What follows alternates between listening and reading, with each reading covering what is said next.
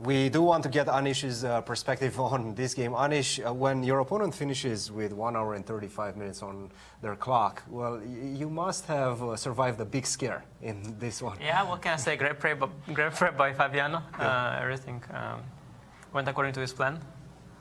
But yeah, I was very lucky. I told him after the game, okay, I'm very sorry. Like normally I lose, but today somehow he was unlucky. I found just an incredible defense. You found the best moves. I don't know how, like, and why. Like, just it's a very unlucky day for Fabiano today. Yeah, I just found all the moves, and I didn't know any of this. And normally I find such sequences only if I've seen them before. Was this bishop to a3 yeah, the new idea that he at least, or maybe it's written down in a file. But the thing is, what I played is a backup option. I had some other things, but he move ordered me a little bit. Like I think d4. I recollect bishop b3 idea. I think d4 order, I don't recollect. Now I realize more principled is to go rook e8 and c6, but I started to doubt that, and then I realized. I mean, I knew that I can always play h6 and transpose to my backup line, which I can play, and then I knew something like queen b3, bishop e6, I believe. And I think there's a game of Shankland against Erwin Lamy. Yeah. You know, another American against a Dutch clash, and one of your former coaches as well, yeah. So. Of course, yeah. So I knew that this is okay. I'm closely following Erwin's games, and you know, you can always fall back on Erwin's games if you're out of book. But bishop a3, I didn't know, and then I realized that okay, bishop e6, I'm going to get a worse version, and yeah, I realized that like, I have to solve the problems, and sort of by elimination, I came to the conclusion. I kind of underestimated because I was counting on CD. Of course, I underestimated queen b3. My original intention was to go bishop e6, but then I realized that actually it's very unpleasant because it simply takes, goes cd4, and I was thinking I'm going to double on the e file, then I realized I could just play g3, something like queen d3, let's say queen c2, and this position is really, really bad for me. So then I realized that, okay, the move must be d5.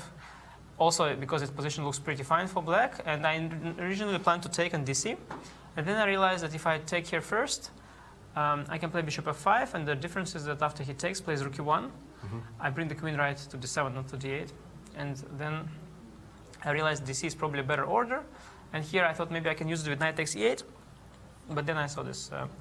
I mean, I understood that he wants rook e1 because queen c3, bishop f5, queen d7, and I realized rook e1, queen e1, and okay, you know. But at some point when you have these options, yeah, no, is it confidence? Is it just like intuition? What do you base your decisions on? Yeah, I think it's all the marking over the years. I've become very good at spotting perpetual checks and all sorts of different drawing patterns from all the memes. So, you know, all the mocking is rubbing off, and eventually I'm. It helps. It helps. It helps eventually. And I think this was the last critical moment, right? And you were sitting on your hands, and you were trying to kind of visualize everything. And finally, you weren't looking at the board, and finally you got up and played queen. Yeah, that was just one.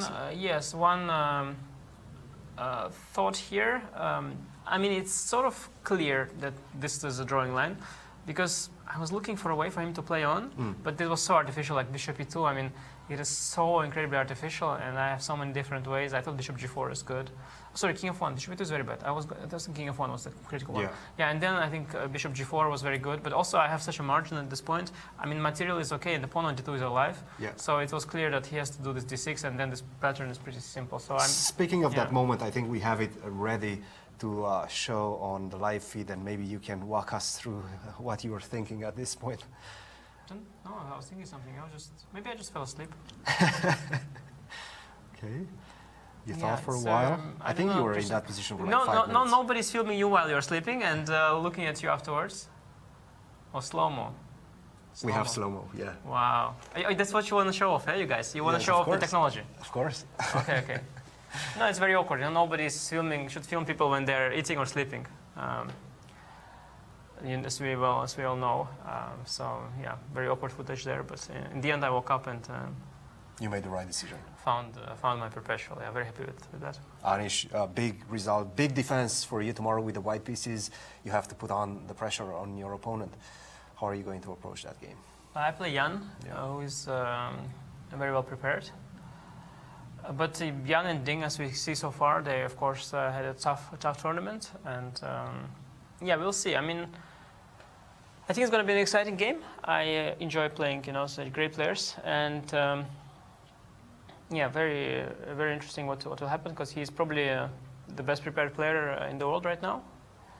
he's done extensive preparation, and we saw in the match also his preparation was probably better than that of Ding, purely preparation-wise. He was getting better positions with both colors than Ding. So yeah, it's always a challenge, and I really like players that are well prepared as well, because I see it as a challenge to try and find something interesting. And the tournament in general is very, very exciting now. I think Fabiano is doing well. I think Alireza is struggling today, but he's notorious for. He's slippery. Yeah, he's notorious for getting more than what he deserves. But we'll see. Let's just take a quick look at this position. Sure. Yeah. Okay. Wow. So now I'm not sure he's getting the counterplay. I saw his position here. We were talking with Fabiano here. And I was saying that maybe, maybe it's not as bad as it looks, because White's king, of course, positionally it looks like lost. So I guess if it's an endgame, Black is maybe lost. Yeah. Knight, good knight, but bishop, everything. But I think that White's king could potentially be weak, because it cannot find safety on the king side. And I thought h5, h4 was very strong. I underestimated this move rook a5, but you see here the computer is not hateful of Black's position, and I think. Indeed, because after h5... I think if you move around, it's going to jump a little bit. So yeah, but let's say h5... Knight f3... it goes towards okay, maybe, yeah, but I see potential for Black to get counterplay, certainly, because I think the White's king is a little uncomfortable still. Yeah. What I don't like about rook c7, of course, the evaluation is the primary thought, but the reason you can justify the evaluation is, I guess you want to keep material on the board, because I imagine if the White king finds itself somewhere on d2, after, let's say, eventually, just for argument's sake, in an eventual scenario where you trade the rooks in some way, maybe in a position like that, even here, c5 is good, but maybe in a position like this, you want to have one more rook there on the queen side to bother the king. Yeah. But all very concrete. I understand that there is this idea behind rook c7, because with that he trades off White's only active piece, and the rook was exerting pressure on f7 in the lines 93, 95. It was a thing. Yeah. So maybe he thinks, okay, we'll get rid of the rook, and then we will get some action. But there are very little pieces. Let's see. h5 is probably an idea. F3. Again, knight f3, and now 95 is coming. And another thing he could have in mind, and that's a very common theme in such cases, is to trade like that. And very often, because the king is disturbing the rook from entering the game, very often in a position like this, White loses one of the pawns, because they're getting attacked. You would love to be able to castle long. Or bring the rook across. Yes. But here, it seems that you're good, because after bishop c2, there is this tactical resource. Bishop b3, rook b1, yeah? And if rook a8, somehow... Maybe this is what he missed, because king e2 doesn't actually work. King e2, you get checked on c4. Oh, imagine missing castle move 24. That could be the case. That could be the case. Because, this stuff, it's not working. I mean, it's not working. It is close, but it's just not quite working. Yeah, we'll see. He's very slippery, as I mentioned. Oh, g4 is an interesting positional idea. I like this g4 move. This is what Fabi was mentioning as well. Killing the knight, yes. But... hard to say. I still felt, with two rooks, let's say now the move like king e2 is easier to make, because there's not one more rook on the queen side. With more pieces, with more rooks, you're afraid that that rook will be active and your king in the center will get in some trouble. Yeah. But don't bet against Alireza just yet. He's very, very... he's one of those players who is always lucky, to the point that you start wondering, maybe it's not just luck. And it's a very different brand of chess. It's not a computer chess. Like his games with engine are, if you check his centipawn analysis, he plays very bad. I think he's with centipawn analysis. I think he's playing worse. Objective quotes, in quotation marks, because chess is, it's not played by computers, and he plays this brand of chess, similar like Hikaru, where it looks as though he makes a lot of bad moves because the engine don't approve them, but humans tend to see the point behind his ideas. He plays this human chess, and he's selling a lot of stuff to his opponents, and the opponents are buying it. Yeah. So I think he might sell something to do that here, but we'll see. He's never had such a bad position so far in the tournament, so we'll see.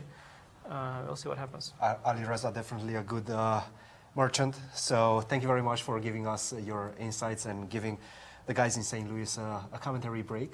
So we'll let you go. We'll let you get ready for tomorrow's match, and we'll see you tomorrow. Thank you. Guys, back to you. Thank you, Cristian. Thank you, Anish. And a commentator break indeed, as Anish takes our job. Thank you very much for that.